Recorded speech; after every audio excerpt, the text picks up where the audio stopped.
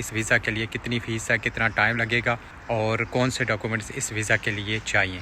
अस्सलाम वालेकुम फ्रेंड्स, मुझे उम्मीद है कि आप खैरियत के साथ होंगे। आज आपसे बात करूंगा कि आप चेक रिपब्लिक का विज़िट वीज़ा कैसे अप्लाई करें। आप वीडियो को पूरा वॉच करना ताकि आपको पूरे प्रोसेस का पता चल सके और साथ इस वीडियो को शेयर भी कर देना ताकि किसी और का भी भला हो सके। आप चेक रिपब्लिक के लिए कैसे विज़िट वीज़ा अप्लाई करें, ये मैं आपको कंप्यूटर की स्क्रीन पे बताऊंगा। इस वीडियो में कंप्लीट आपको बताऊंगा कि चेक रिपब्लिक के लिए कैसे आप विजिट वीजा अप्लाई करेंगे और इसकी कितनी फीस है, कौन से डॉक्यूमेंट्स होंगे और किस तरह आपने अपॉइंटमेंट बुक करनी है। तो ये सारी चीजें इस वीडियो के अंदर होंगी। ये जो लिंक होगा इसको आपने कॉपी करके तो गूगल पे जाके आपने पेस्ट करना है, लेकिन इसके लिए आपके पास कंप्यूटर का होना बहुत ही जरूरी है क्योंकि कंप्यूटर के बिना ये बिल्कुल आपसे फिल नहीं हो पाएगा। तो जैसे आप इस लिंक पे आएंगे तो यहाँ पे बहुत ज्यादा ऑप्शन आपको मिल जाएंगे। तो आपने टूरिज्म के लिए अगर जाना है, अगर आपने सेल्फ अप्लाई करना है तो आपके लिए टूरिज्म ऑप्शन होगा, लेकिन आपने क्लिक टूरिज्म वाले ऑप्शन को ही करना है। तो जैसे आप इसको क्लिक करते हैं इस तरह आपके सामने पेज ओपन होके आ जाएगा। तो यहाँ पे आप रीड कर सकते हैं कि क्या क्या चीजें आपके पास पहले होनी चाहिए। तो यहाँ पे आप वीजा सेंटर फाइंड कर सकते हैं। जैसे आप उस लिंक को क्लिक करते हैं तो इस तरह पेज आपके सामने ओपन होके आ जाएगा। तो आपने यहाँ पे अपनी कंट्री फाइंड करनी है। जैसे कतर है तो कतर में VFS ग्लोबल वाले काम करते हैं, इसी तरह सऊदी अरेबिया में भी VFS ग्लोबल वाले काम करते हैं। तो आप अगर पाकिस्तान में तो पाकिस्तान में जैसे आप क्लिक करेंगे तो इस तरह आपके सामने पेज ओपन होके आ जाएगा। तो सिर्फ ये इस्लामाबाद में ही सर्विस है। अगर आपने चेक रिपब्लिक का वीजा अप्लाई करना है तो Monday to Friday 9 to 5 PM तक जो है वो ये एप्लीकेशन आप कर सकते हैं। आपने बायोमेट्रिक फिंगरप्रिंट्स भी जरूर देने हैं। उसके लिए पासपोर्ट अगर आप क्लिक करना चाहें यहाँ से चेक कर सकते हैं। एप्लीकेशन फॉर्म यहाँ से आप चेक कर सकते हैं। फोटो कैसे आपने लगाना है, बायोमेट्रिक डाटा कैसे वो कलेक्ट करते हैं। उसके अलावा अकोमोडेशन आप कैसे बुक करेंगे, फाइनेंशियली कैसे आप अपने आप को मैनेज कर सकते हैं, ट्रैवल इंश्योरेंस कैसे आपने बाय करनी है। यहाँ पे है कि लिस्ट डॉक्यूमेंट्स और फीस। तो ये सारी चीजें मैं आपको एक एक करके आगे जाके आपको बताता हूँ। तो सबसे पहले हम आ जाते हैं वीजा एप्लीकेशन फॉर्म पे। तो जैसे ही आप इसको क्लिक करते हैं तो ये आपके कंप्यूटर में डाउनलोड हो जाएगा। जैसे ये एप्लीकेशन फॉर्म आपके कंप्यूटर में डाउनलोड हो जाए तो सबसे इसका बेस्ट वे यही है कि यहाँ से ही आप इसको एडिट कर सकते हैं। तो ये सबसे इजी रहेगा। यहाँ पे आपने फोटो बिल्कुल नहीं लगाना। फर्स्ट जब आप इसको प्रिंट करेंगे तो उसके बाद आप यहाँ पे फोटो को स्टिक कर सकते हैं। मैंने आपके लिए एप्लीकेशन फॉर्म को बहुत ही इजी बना दिया है। तो जो भी येलो हाईलाइट्स हुए हैं इसी तरह आप अपनी डिटेल जो है वो फिल कर सकते हैं। तो यहाँ पे फर्स्ट पे होगा आपका सर नेम, आपका फर्स्ट नेम होगा, यहाँ पे आपकी ऑफिशियल डेट ऑफ बर्थ होगी, प्लेस ऑफ बर्थ किस कंट्री में हुई है वो आप लिखना है, पाकिस्तान, और कंट्री ऑफ बर्थ पाकिस्तान। अगर किसी और कंट्रीज में है वो आपने अपनी कंट्री के मुताबिक यहाँ पे लिखना है। करंट नेशनलिटी पाकिस्तान, अगर कोई और नेशनलिटी है तो वो भी आप लिख सकते हैं। यहाँ पे आप चेक कर सकते हैं। अगर आप Saudi Arabia, Qatar, Oman, Bahrain, UAE में रह रहे हैं तो आपकी नेशनलिटी पाकिस्तानी ही है। अगर आप इंडिया से बिलोंग करते हैं तो फिर इंडियन होगी। तो अगर कोई और नेशनलिटी है तो यहाँ पे लिख सकते हैं, नहीं तो अदरवाइज NA आप कर सकते हैं। आप मेल हैं, फीमेल, वो यहाँ से आपने ऑप्शन सेलेक्ट करना है। उसके बाद आप मैरिज हैं, सिंगल हैं, वो भी ऑप्शन यहाँ से आपने खुद के हिसाब से सिलेक्ट करना है। अगर आपके लिए ये वैलिड ऑप्शन है तो देन यहाँ पे आप अपनी डिटेल फिल कर सकते हैं। उसके बाद आपने नेशनल आइडेंटिटी नंबर लिखना है, जो नेशनल आइडेंटिटी कार्ड होगा। उसके बाद आपने का फर्स्ट पासपोर्ट वाला ये ऑप्शन होगा और यहाँ पे आपके पासपोर्ट का नंबर होगा। जो भी आपके पासपोर्ट के ऊपर ऑफिशियल उसका नंबर है वो आपने लिखना है। किस डेट को इशू हुआ है वो आपने लिखना है। किस डेट तक वैलिड है वो आपने लिखना है। किस कंट्री से इशू है, अगर पाकिस्तान, इंडिया, बांग्लादेश, नेपाल में रह रहे हैं, अगर उसी कंट्री से इशू हुआ है तो आपने उस कंट्री का नाम लिखना है। अगर आप किसी और कंट्री में रह रहे हैं जैसे Saudi Arabia, Qatar, Oman, Bahrain, UAE, Turkey में, तो फिर आपने उस कंट्री का नाम लिखना है जहां से आपने पासपोर्ट बनवाया है। ये वाले ऑप्शन मैंने NA किए हुए हैं क्योंकि ये उन लोगों के लिए हैं अगर आपका कोई फैमिली मेंबर या फ्रेंड आपको स्पॉन्सर कर रहा है EU में तो देन आपने उसकी डिटेल यहाँ पे लिखनी है। अदरवाइज ये सारे ऑप्शन आपके लिए NA ही होंगे। और उसके बाद आपका ऑफिशियल एड्रेस होगा जिस कंट्री में आप रह रहे हैं, और आपका ईमेल एड्रेस होगा, और उसके बाद आपका मोबाइल नंबर होगा। उसके बाद आता है कि जो लोग पाकिस्तान, इंडिया, बांग्लादेश, नेपाल में रह रहे हैं उनके लिए ऑप्शन नो होगा।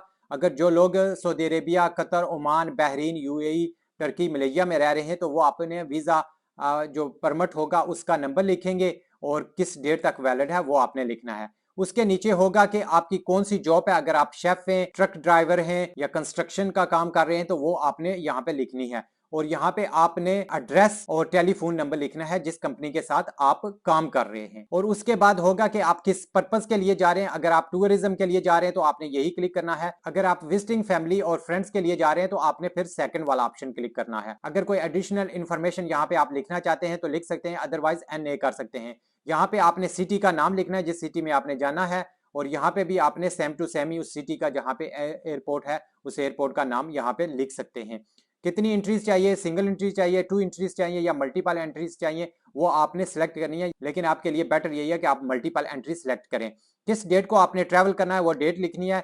कितने टाइम तक आपने ट्रैवल करना है, 2 वीक्स के लिए, तो यहाँ पे आप लिख सकते हैं कि आपने 1 जुलाई को आपने ट्रैवल करना है और 15 जुलाई को आपने वापस आ जाना है। तो इस तरह आपके ऑलमोस्ट 2 वीक्स बनते हैं। और यहाँ पे होगा कि इससे पहले आपके कभी फिंगरप्रिंट्स हुए शंघन वीजा के लिए, अगर नहीं है तो आपने नो बोलना है, अगर यस है तो फिर आपको डेट लिखनी होगी और वीजा नंबर जो होगा वो आपने लिखना होगा। और उसके बाद जो ऑप्शन है अगर आपके लिए वैलिड है तो आप लिख सकते हैं, अदरवाइज NA कर सकते हैं। यहाँ पे होगा कि होटल और पर्सन अकोमोडेशन, अगर आपको किसी ने इन्वाइट किया है तो फिर आपने उसका एड्रेस लिखना है जो भी EU में रह रहा है, अदरवाइज आपने होटल का एड्रेस लिखना है।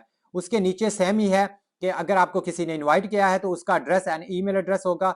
अगर होटल है तो फिर होटल का ईमेल एड्रेस और उसका जो ऑफिशियल एड्रेस होगा वो आपने लिखना है। यहाँ पे मोबाइल नंबर आपने लिखना है। और उसके नीचे होगा कि अगर आपको कोई कंपनी इनवाइट कर रही है तो तब आपने लिखना है, अदरवाइज आपने इसको NA करके छोड़ देना है। और उसके बाद अगर कोई कंपनी आपको इनवाइट कर रही है तो फिर उसका नाम, एड्रेस, फोन नंबर और ईमेल एड्रेस आपने यहाँ पे देना है। आप वहां पे जाके अपने आप को कैसे मैनेज करेंगे फाइनेंशियली, तो यहाँ पे 2 ऑप्शन है, एक आप खुद कर रहे हैं या कोई आपके लिए कर रहा है या फिर कोई कंपनी आपके लिए कर रही है। जैसे मैंने ऑप्शन सेलेक्ट किए हैं, कैश कर सकते हैं, क्रेडिट कार्ड कर सकते हैं, प्रीपेड अकोमोडेशन कर सकते हैं, प्रीपेड ट्रांसपोर्ट भी कर सकते हैं। आपको कंपनी कोई कर रही है तो जैसे मैंने हाईलाइट्स किया है, और जो भी आपके लिए वैलिड ऑप्शन होंगे नीचे से आप वो सिलेक्ट कर सकते हैं। उसके नीचे है कि अगर आपका वीजा रिफ्यूज हो जाता है तो आपको रिफंड नहीं होगी, जो भी अमाउंट आप पे करेंगे तो आपने उनको बताना है कि आपको पता है।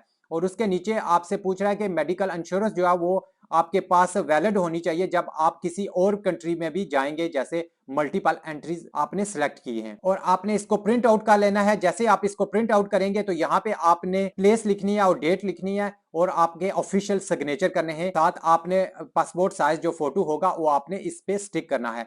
तो इस तरह आपका एप्लीकेशन फॉर्म कंप्लीट हो जाएगा। उसके बाद आप चेक कर सकते हैं कि इसकी वीजा फीस कितनी है। तो यहाँ पे वो खुद बता रहा है 80 यूरो इसकी वीजा फीस है, चाहे आप सिंगल एंट्री अप्लाई करें चाहे मल्टीपल करें। और यहाँ पे सबसे इंपॉर्टेंट चीज है जो लोग बहुत ज्यादा मुझे भी कहते हैं कि डॉक्यूमेंट्स के हवाले से, यहाँ पे आप खुद जो है वो इस ऑप्शन को क्लिक करें और आप चेक कर सकते हैं जिस कंट्रीज में भी आप रह रहे हैं। अगर आप नेपाल में है, इंडिया में है, बांग्लादेश में है, पाकिस्तान में है, UAE में है, टर्की में है, ओमान में है, बहरीन में है या किसी भी कंट्रीज में है, तो यहाँ पे आपने वो कंट्री फाइंड करनी है। तो जैसे ही आप वो कंट्री फाइंड करेंगे तो उस लिंक को आपने क्लिक करना है और वो सपोर्टिंग डॉक्यूमेंट्स आप चेक कर सकते हैं। उस कंट्री के मुताबिक आपको बताएगा कि कौन से डॉक्यूमेंट्स चाहिए। जैसे आप यहाँ पे देख सकते हैं इंडिया है, इंडोनेशिया है, ईरान, इराक, इस तरह सारी कंट्रीज यहाँ पे हैं। आपने वो कंट्री फाइंड करनी है। तो जैसे आप पाकिस्तान को क्लिक करेंगे तो इस तरह आपके सामने ऑप्शन ओपन होके आ जाएगा। 17 पेज है, यहाँ पे आप सारा कुछ रीड कर सकते हैं कि क्या क्या रिक्वायरमेंट है। यहाँ पे मैंने आपके लिए और इजी कर दिया है कि कौन कौन सी चीजें आपको चाहिए स्टेप बाय स्टेप। सबसे पहले आपके पास वैलिड पासपोर्ट होना चाहिए